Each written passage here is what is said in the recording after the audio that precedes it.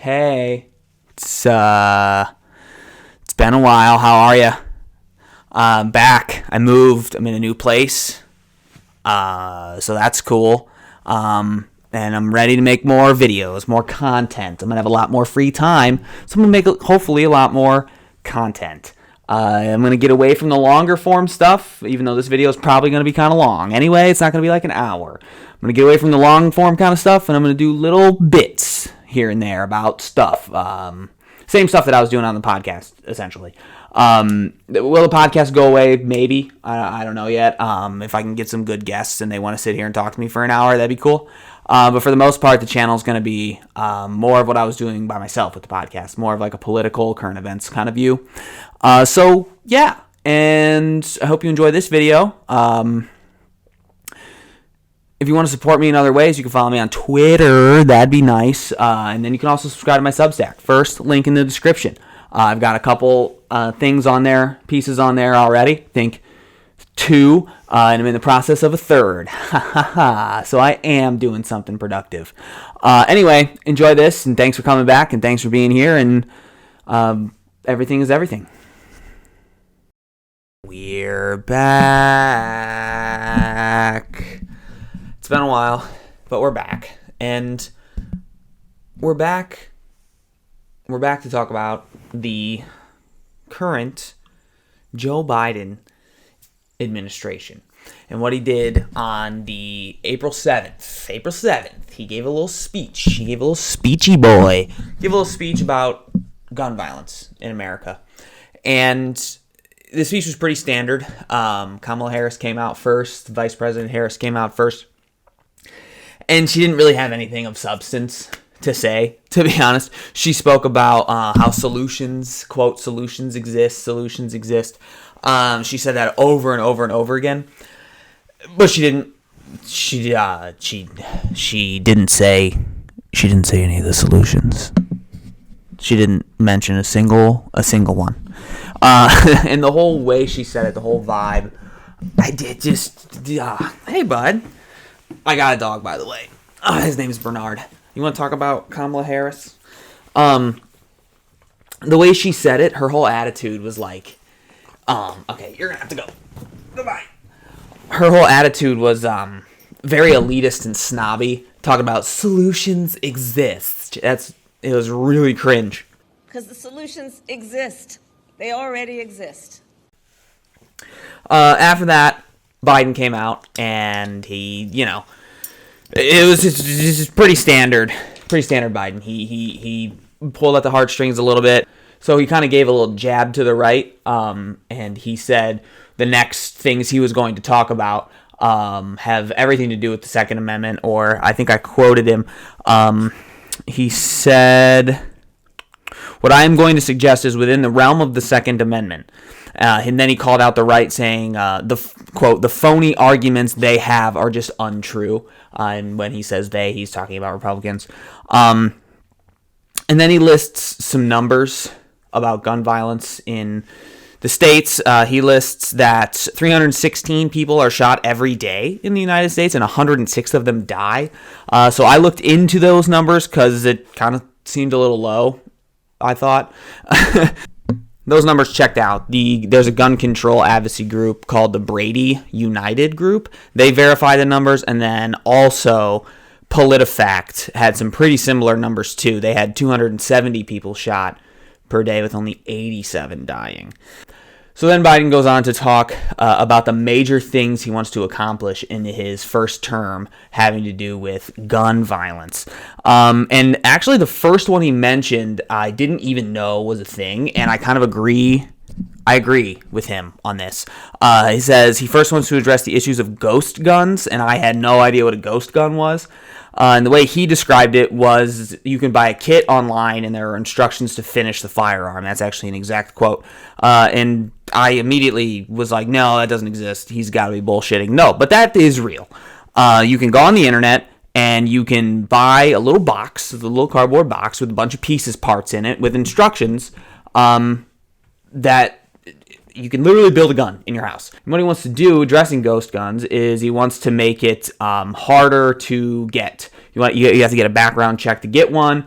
and they have to be serial numbered. That's a big thing that President Biden didn't enjoy about those, was they're not serial numbered. And I looked it up, and according to the federal law, these guns, because they are not complete, they are not classified as a firearm, because you have to build them yourself.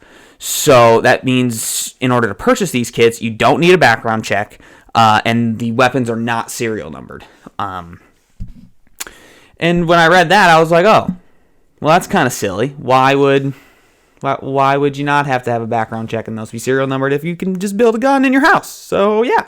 So Biden also called for universal background checks going along with the ghost gun law and closing the loopholes at the gun show. And I totally agree with that. I don't understand why anyone would make the argument that when you're buying a gun, the company you're buying it from doesn't deserve to know that you're a criminal or you have like some mental issues. Because, it's a gun. So next in the speech, he pledged to rewrite or rework the Violence Against Women Act. There's a version of this bill making its way through Congress right now, actually. March 22nd of this year, it passed the House, and it's now going to move to the Senate. The original Violence Against Women Act, which Biden helped write in 94, was signed into law. And the new provision that he wants to rework or re-add into it, as I understand it, is it would make it illegal to own a firearm if you have been involved in a domestic violence crime or if there is an active restraining order against you. That was kind of like for me, because I don't really know why, to be honest. I don't know why I read that and went, I don't know how I feel about it. Is it a good idea to restrict someone from carrying a gun if they were, if they have an active restraining order? Yes. If there's somebody else in the country that has a court order saying that you cannot get within a few feet of them, that person probably shouldn't be able to own a gun for that time period. If restraining orders ever expire, I don't know how that works. Because that just seems like, protecting the person who filed for the restraining order. But if you've been involved in a domestic violence crime, now obviously this probably means if you were the aggressor in the crime, you would not be allowed to own a gun. But say you get charged in a domestic violence dispute, whether it be male-female or male-male or female-female, say you get charged for that when you're 18 or 19. Does that mean that you shouldn't be able to own a gun for the rest of your life? Probably not. And I doubt that's how the law is actually going to be. When I looked into it, the language was really difficult to understand and pretty open to interpretation, but it didn't seem like that. So let's hope that it only passed the House, which means it has to go to the Senate, and then to the president to be signed into law if it passes the Senate. And there are so many fucks in the Senate. This is going to get rewritten. This is going to get reworked and rewritten 100 different times before it comes law, if it even does. So the next thing President Biden floated in the speech that he gave is where I think it's going to get a little tricky. And I can see a big culture war fight being fought out about this. Like, I can't wait for the Fox News and the Newsmax and One American News scream and cry and continue to pretty much gaslight their audience about this law, because the way it was written in 94, if they try, and I'm going to tell you what the law is in a second, but if they try and go for it how it says in 94, it'll never pass, essentially, is what I'm trying to get at. So apparently there was a law in 1994, the House passed a bill that banned semi-automatic assault weapons for 10 years. So here's where the law gets a little tricky, because in 94, the law classified a semi-automatic assault weapon. Obviously, your AR-15's in there, the FAL's in there, the MAC-12 is in there, all of your, street sweeper-style shotguns, all that kind of stuff. But where it makes, and this is probably where it died in the Senate in 94, and they need to rewrite it if they're going to get it passed this time, because this is not going to fly with the current landscape, political landscape. So it classifies a semi-automatic assault weapon as a semi-automatic rifle that has the ability to accept a detachable magazine and has at least 2 of a folding telescoping stock, a pistol grips that protrudes beneath the action of the weapon, a bayonet mount, a flash suppressor or thread barrel, a grenade launcher. So you can't have a detachable magazine in 2 of those 5 things.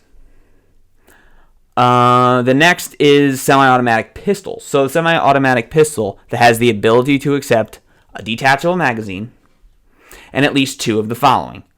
Ammunition that attaches to the pistol outside of the pistol grip. So like the magazine that has the 2 taped together, can't have those.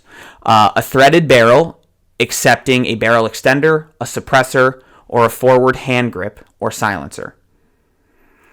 It goes on to the next page. And it says, we're still on pistols, goes to the next page. A barrel that permits the shooter to hold the firearm with the non-trigger hand without being burned. I don't even know what that means, but essentially it means if you can hold a gun with your non-firing hand, and I guess the heat from the barrel burning you, apparently. So pretty much if you've modded any gun that you've ever bought, it's not allowed. You're just not allowed to have that anymore. Which I don't know about that one. And so then it goes on to semi-automatic shotguns that has at least 2 of the following. A folding or telescoping stock, a pistol grip that protrudes beneath the weapon, a fixed magazine capacity in excess of 5 rounds, and the ability to accept a detachable magazine. I'm not a gun expert. I don't really know anything about guns, to be honest. I've never even held a gun before. But I feel like shotguns, in particular, have more than 5 rounds. Now, I could be wrong, but I think they probably do. And the whole thing about the semi-automatic weapon, if it has a detachable magazine, and then 2 of the 5 attachments, I guess you could say, would just be not allowed at all. And the attachments really weren't anything crazy. Okay, grenade launcher, sure. Maybe not grenade launchers. A bayonet mount, really. And the silencers, flash guards, that sort of thing. Additional grips. Imagine trying to fire a shotgun without a grip. Are you kidding me? Most people who've never fired a gun before, who buy a shotgun for protection, have never fired it. And when they do fire it, if it doesn't have a grip on it, they're going to knock themselves out with the recoil. Now, again, I've never fired a shotgun before, but I've seen videos, and there's just like a thing with like you've seen the fail clips of they're holding a shotgun and it, the backfires so hard it hits them in the mouth. That would happen all the time. It's kind of silly.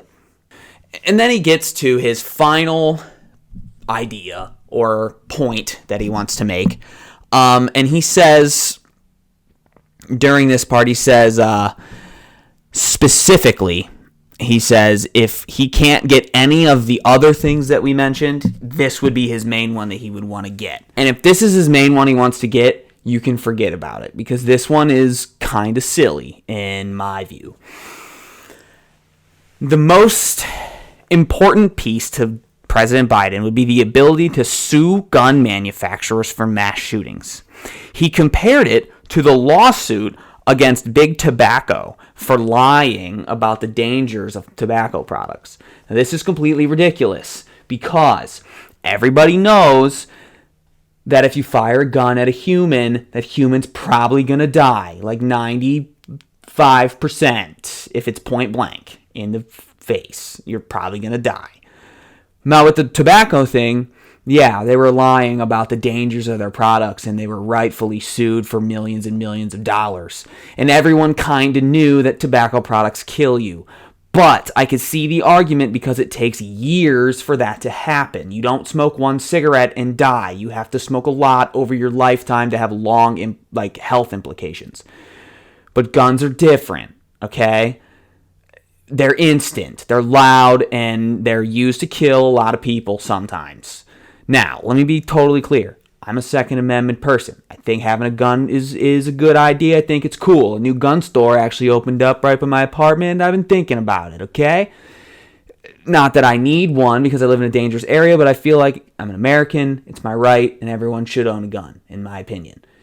But mass shootings happen, and there are ways to prevent them from happening. And it's not prohibition. Prohibition doesn't work. We saw it with alcohol, and we're seeing it right now with the insane opioid epidemic, okay? Prohibition doesn't work in any situation, especially guns. If you make guns illegal completely, the guns that are already not registered become more valuable, and then a black market starts to arise. Even though there probably already is one, it would get more dangerous and it would have a bigger volume, which means there would be more unregistered guns on the streets, and normal Americans would not have their own firearms to protect themselves.